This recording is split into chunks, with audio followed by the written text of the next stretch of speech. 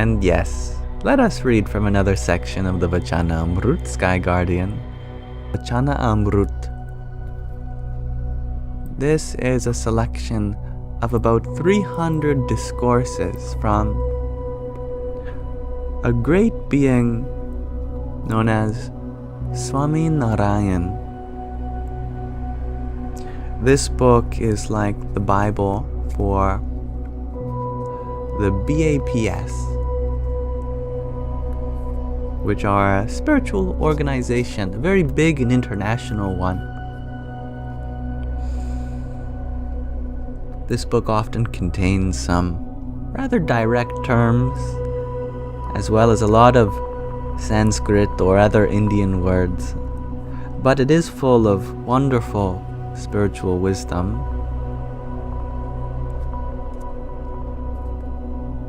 Today we are reading Gadhadā 1:24, the elevated spiritual state of Jnān, knowledge, and sourness in the form of the understanding of God's glory. I am sure this will be an interesting verse. On the evening of Posh Sudhi the 6th, Samvat 1876, or in our calendar, the 22nd of December 1819, Shriji Maharaj, a term of endearment for Swami Narayan, was sitting on a large, decorated cot on the veranda outside the east-facing rooms of Dada Khachar's Darbar in Gadhadā. He had tied a white feto around his head and was wearing a white case. Also, he had donned a warm red dagli and had covered himself with a thick white cotton cloth. At that time, Paramahansas, as well as devotees from various places, had gathered before him. Thereupon, Shriji Maharaj said to the Paramahansas, "I shall now explain how an elevated spiritual state can be attained by Jnana, knowledge. What is that Jnān like? Well, it transcends Prakriti and Purush, nature and consciousness, you could say. The duality of the animate, the inanimate, in this context, in my opinion. When an elevated spiritual state is attained by this Jnān, knowledge, Prakriti and Purusha, and the entities evolved from them do not come into view. This is known as Jnana Pralaya, the dissolution that arises from knowledge. One who has attained such an elevated spiritual state sees only pure Chaitanya, awareness, within which only the form of God, that source, arises, with no other forms remaining. At times, one cannot see even the form of God within that divine light. Only the light is seen. At other times, however, both the divine light and the form of God are seen. This is known as the elevated spiritual state attained by Jnān.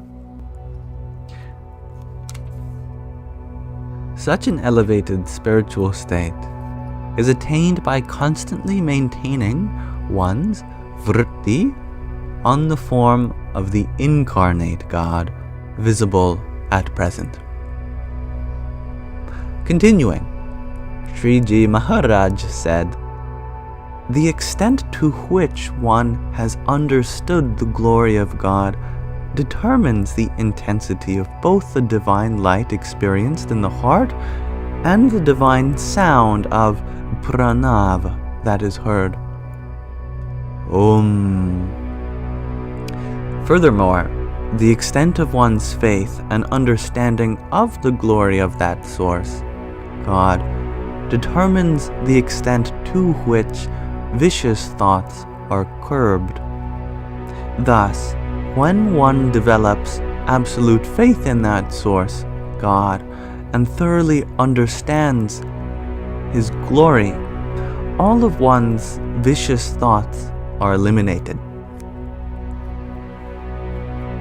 For example, if a person has sucked a slice of lemon, their teeth become a little sensitive, but they are still able to chew soft Jnana. Does anyone know what Jnana means? I assume some kind of Indian food. However, if they have sucked a whole lemon, chickpea, alright, thank you, then they are unable to chew even Jnana, chickpea. In fact, one chews even a mung bean with much difficulty. If, however, they have sucked many lemons, they would be unable to chew even cooked rice. In the same manner, when one has developed sourness in the form of faith in God and an understanding of His glory, one gums in the form of the 4 anthakarans, parts of one's individual being or mind, and 10 indriyas, senses, become sensitized. In that state, the jiva, the soul, is unable to chew Jnana in the form of thoughts for the vishais, experiences of the senses, with its gums in the form of the man, the mind. With its gums in the form of the chit, consciousness, the jiva becomes incapable of contemplating on the vishais, experiences of the senses. With its gums in the form of the buddhi, the intellect, the jiva becomes incapable of developing a resolve for the vishais, experiences of the senses. With its gums in the form of the ahamkar, the ego, the jiva becomes incapable of developing any form of consciousness related to the vishais, experiences of the senses. Similarly, the jiva, with its gums in the form of the 5 jnana indriyas, the senses of knowledge or faculties of knowledge, and the 5 karma indriyas, the senses of movement, faculties of locomotion, becomes incapable of chewing Jnana in the form of the vishais, experiences of the senses, of the respective indriyas, senses,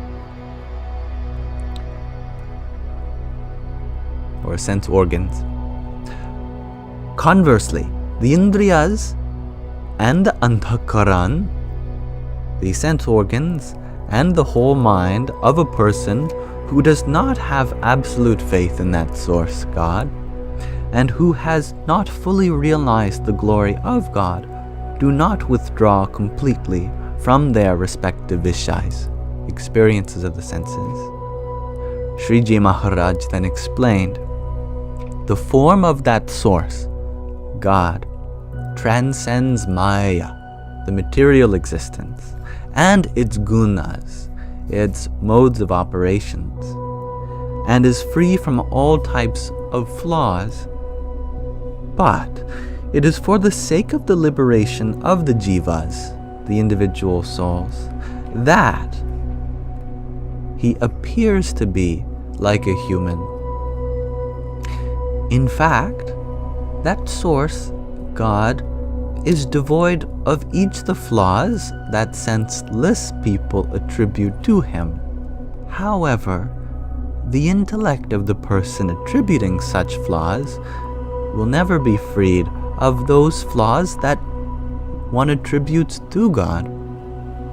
Specifically, a person who believes God to be full of lust will themselves become intensely full of lust.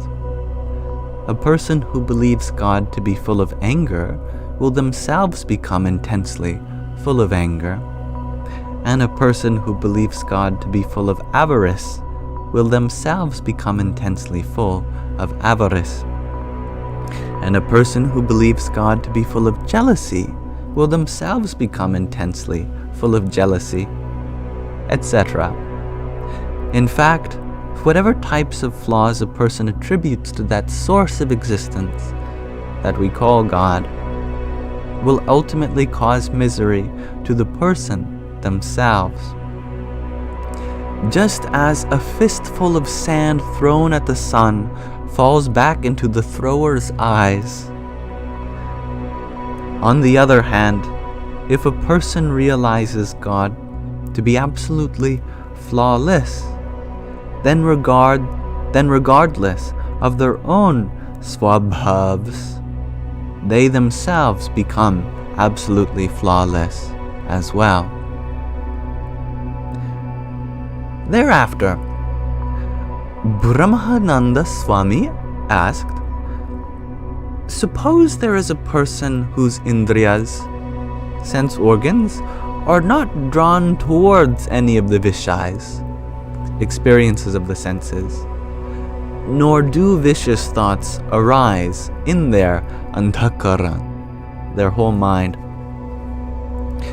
They also have absolute faith in God.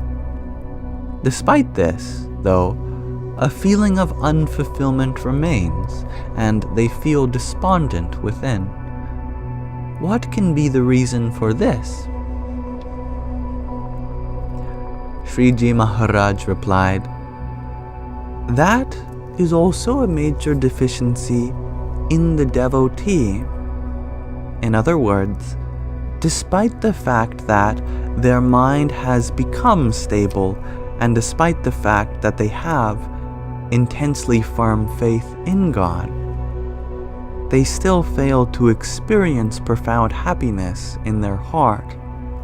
Specifically, they do not feel, I am extremely fortunate and completely fulfilled, whereas others in the world are constantly being troubled by lust, avarice, anger, infatuation, arrogance, matsar, desires, and cravings. They are subject to the three types of sufferings, which are adhidaiva, those caused by nature and divine beings, adhibhuta, those caused by other people or animals, and adhyatma, those caused by one's own mind. As for me, the incarnate form of Purushottam has compassionately revealed his own form to me. He has also freed me from lust, anger, and all of the other vicious natures. He has also placed me in the company of sadhus, saints similar to Narada, a great being in Indian literature, and the Sanakadik. Indeed, I am very fortunate. Failing to think in this manner, and failing to remain extremely elated throughout the day, is a major deficiency. In fact, such a devotee is like a child who has been given a chintamani in its hand, yet derives no happiness from it, because it does not realize the chintamani's value. Similarly, the major drawback of that devotee is that, despite having attained Purushottam Bhagavan, God, he does not feel constant elation within by realizing, I am completely fulfilled. Moreover, when a fault is noticed in a devotee, one should think their svabhav sentiment is such that it is not suitable in the satsang fellowship. Nevertheless, they have attained satsang. Regardless of what they are like, they still have remained in the satsang fellowship.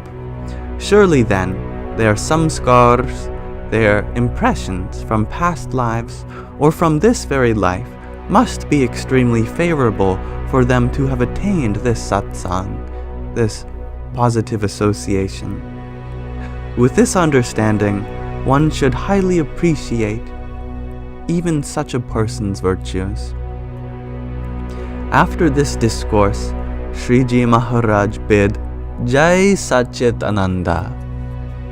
Salutations, victory to that existence, consciousness, bliss, to everyone, and returned to his residence. So, many topics in this section.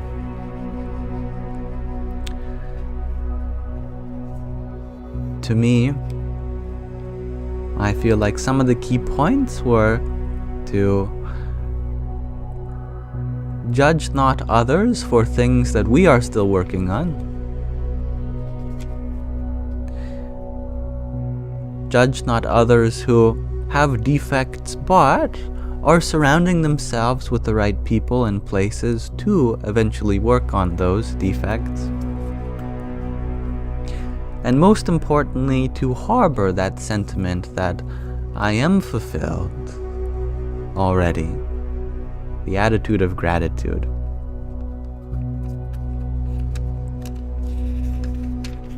And Shakira, you share.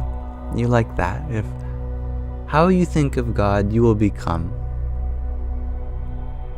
Very true. Being the source of existence, we therefore must inherit the attributes of that source. So it is in our best interest to assume good qualities in that source so that we may inherit them ourselves.